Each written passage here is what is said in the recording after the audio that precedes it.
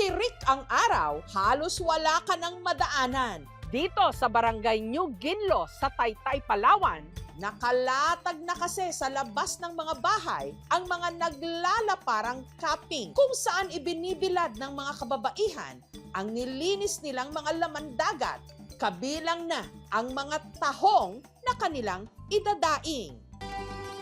At ipinagmamalaki nila na ang kanilang dried tahong hindi lang masarap, hindi rin daw malansa. Isa sa mga nagdadaing dito ng tahong ang 70 anyos ng si Lola Raquel.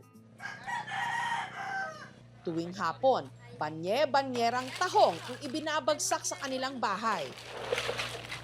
Bili namin ng 350 ang isang banyera.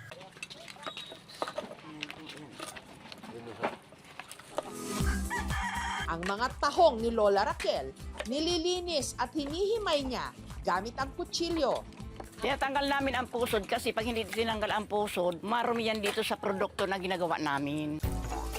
Huhugasan niya ulit ito ng tubig tabang. Hindi pwedeng hugasan sa dagat kasi pag sa dagat ito hinugasan, maalat siya. Kung makikita ninyo, kaya may bula sa tubig, yan ang pinakadumi na paghugas nitong tahong na dinaing. Pagkahugas, isasali namin uli sa tabang na tubig sa timba. Pagkatapos, ibibilad niya ang mga nakolektang laman ng tahong sa cupping na gawa sa kawayan at fishnet. Isang araw at kalahati ito. Maghapon yan. Pag hindi pa natuyo, kinabukasan bibiladin pa namin. Pero kunting oras na lang talaga yan kinabukasan. Hindi malalaman mo din yan pag pwede ng tikalin. Malalaman natin pag dikit-dikit na talaga siya. Kada kilo ng kanilang dried tahong na ibibenta nila ng 70 pesos kada plastic, 700 pesos naman kada kilo. Ang shelf life nito umaabot ng hanggang 1 linggo. Masarap daw ulamin o kahit pa papakin. Tihado, wala raw dumadaing sa amoy at lasa ng kanilang daing na tahong. Ay mahalaga, hindi talaga nakakalimutan itong kultura na to. Kahit mga bata dito na magagaling na yan sila magdaraing ng tahong. Para ma-preserve namin kung ano man pasisimulaan namin, malaking tulong ito kasi sa mga estudyante namin saka sa mga apo. Kahit may kaingayan, wala namang nagrereklamo sa Puerto Princesa City sa Palawan sa nililikhang tunog sa kainang ito ni na Bubbles. Ang ingay raw kasi, hudyat na matitikman na ang dinarayo ritong sarap. Ang matyaga kasi nilang pinupukpok, isang klase ng lamang dagat, na ang napakatigas na shell may mga patusok na galamay o spider shells kung tawagin sa Ingles. Saang naman sa Tagalog, pati sa Bisaya. Pero kung nandito ka na sa Palawan, huwag raw aanga-anga dahil ang tawag nila rito, ranga-ranga. At kaya raw pinagtsatsagaan nilang pukpukin ang mga ito para hindi na raw magkaduling-duling ang kanyang mga suki sa pagsungkit sa laman ng ranga-ranga. Ang mga nakukuha niya kasing laman, itinutuhog sa stick at saka iniihaw, parang barbecue.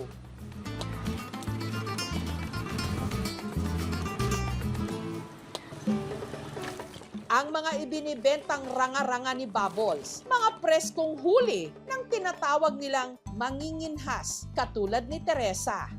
Dito po kami ngayon sa Isla Loli Island, kung saan kami mangunguha ng ranga-ranga. Ito po yung bangka-bangkaan na tinatawag namin, kasi yun ang nilalagyan namin ng ranga-ranga pag may nakukuha kami. Gawa lang po ito ng ice cheese. Po itong yapak para po yun protection sa paa po na makakalangoy kami ng maayos. Gawa lang po ng PVC po. Guma, at saka ito po parang balbi siya. Pag malalim, mahirap magsisid. Ang kanilang pakay na ranga-ranga kung hindi sinisisid sa karagatan,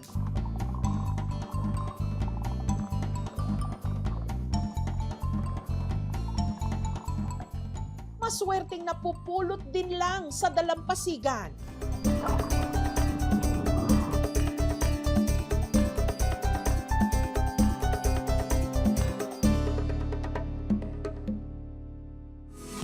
Si Bubbles naman, abangers na sa mga ibabagsak na bagong huling ranga-ranga at iba pang lamang dagat.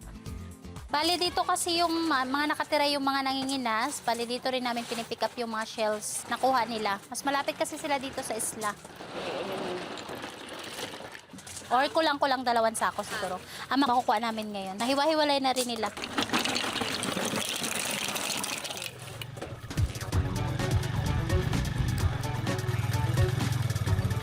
Ang mga nabili niyang ranga-ranga, agad nilinis gamit ang brush. Ayan po, para lang po tayong naglalaba.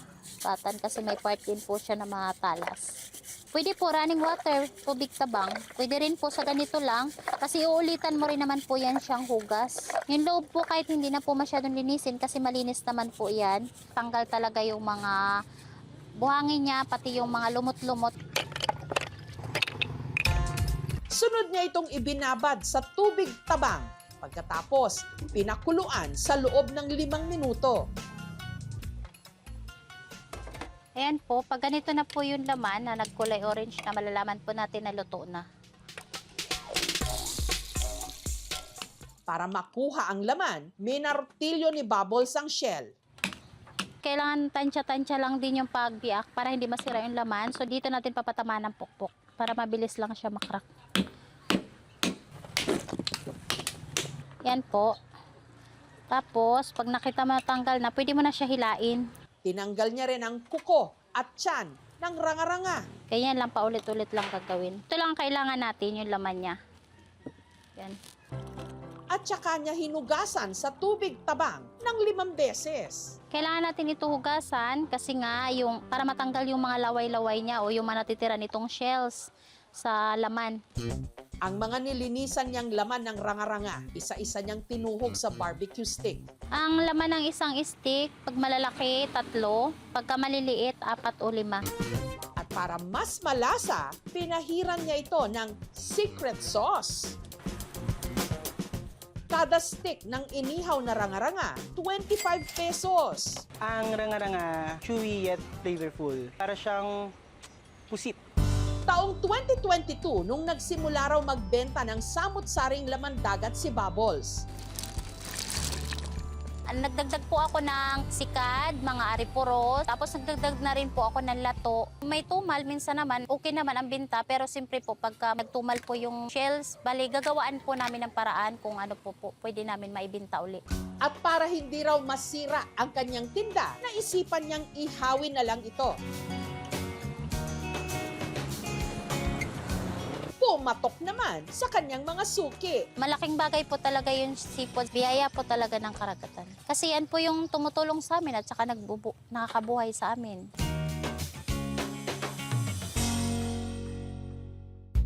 Ang usok namang ito sa Barangay San Miguel sa Puerto Princesa City pa rin. Palatandaan na malapit ng matikman ang isa pang biyaya ng karagatan.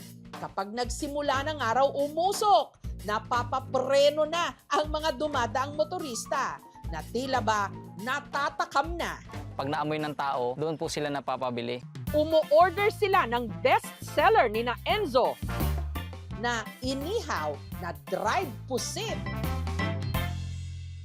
May 2 type po yung pusit na binibenta na mayroon pong skinless pusit at saka may sweet pusit po. Ang ginagamit ko po ma'am is skinless pusit. Mas dark siya kaysa sa sweet pusit. Ang skinless pusit ay mas malalaki kaysa sa sweet pusit, species ng pusit. Medyo mapula siya, lesser siya ng price kaysa doon sa sweet pusit.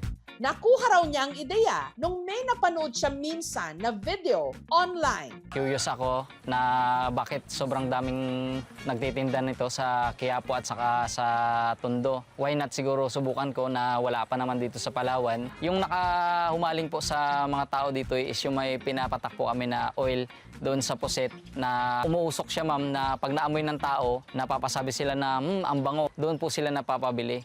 10 to 30 pesos kada stick. Pero ang nagpapasarap daw talaga sa kanyang inihaw na dried pusit ang kapartner nitong sausawan na hindi tinipid sa sibuyas.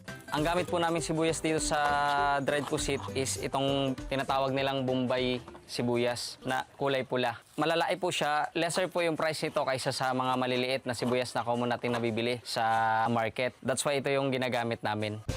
para pinong-pino ang sibuyas. Isinalang ito ni Enzo sa isang food processor. Sunod niyang nilagyan ng suka at tinimplahan ng iba pang pampalasa. Crunchy at saka pwede po siyang pang-ulam at pang-pulutan. Perfect naman siya yung combination ng sili tsaka sibuyas at suka. Malinamnam, malambot, tsaka sakto yung lasa ng sausawan. Sa sobrang patok ng sausawan ni Enzo, Nakakaubos daw sila ng 1 dosenang garapon ng sausawan sa ilang oras lang. Paano ba naman kasi ang nabibenta nila kada araw?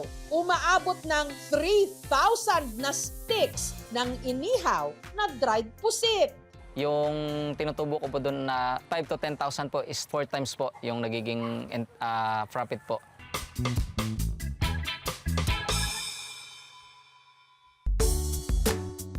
Because of our laws in place dito sa buong Palawan, well protected yung ating mga seagrass, kaya malaki din actually yung ating supply. For example, in the city of Puerto Princesa for 2025, meron tayong 10,283.54 metric tons of collected seafood and seashells. Nakakatulong ito sa ating mga coastal communities. Para sa mga masiselan ang tiyan, ang kaunting kanin o pagkain muna ay magsisilbing buffer para hindi mabigla ang digestion, lalo na sa mga protein-rich foods katulad ng seafood. Siguraduhin po natin na lutong-luto ang seafood. Eat in moderation with variety and balance. Palawan, ang tinaguriang last frontier ng Pilipinas. Nasa iyo na yata talaga ang lahat. Magandang mga tanawin, mayamang mga karagatan, at pagkasarap-sarap na seafood. Tunay ngang ihaw na, ikaw na!